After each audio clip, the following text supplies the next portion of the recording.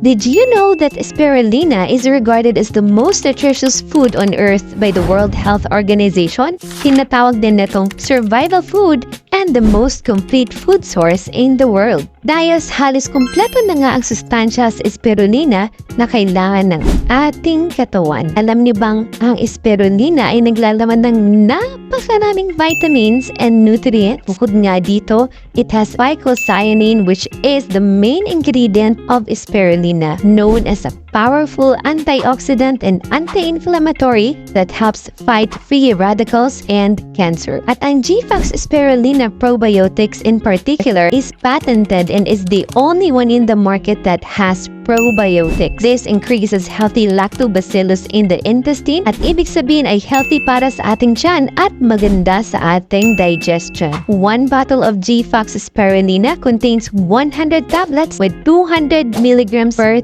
tablet. Did you know that 1 gram of spirulina is equivalent to 1 kilo of fruits and vegetables? At hindi lang yun. 3 grams of spirulina has more antioxidants than 5 servings of fruits and vegetables. Based on gram per gram comparison, spirulina is 14 times more calcium than milk, 4 times more potassium than bananas, 9 times more iron than spinach, 2 times more protein than yogurt, 2 times more vitamin A than carrot, 4 times more fiber than oats. Grabe talaga ang spirulina, densely packed with nutrients. Proven benefits of spirulina are the following: strengthens the immune system, boosts energy, helps prevent cancer, prevents heart disease, helps control sugar, reduces cholesterol, lowers chance of stroke, reduces inflammation, protects our brain and nervous system, speeds up weight loss, helps improve the digestive system, purifies the liver, helps treat hemorrhoids, protects the reproductive health, used as prevention against myoma,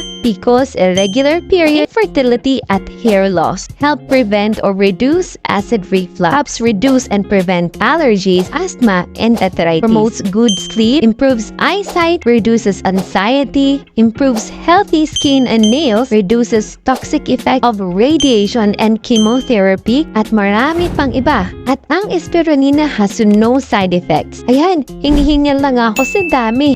Siya, sige, ano pa ang inaantay nyo?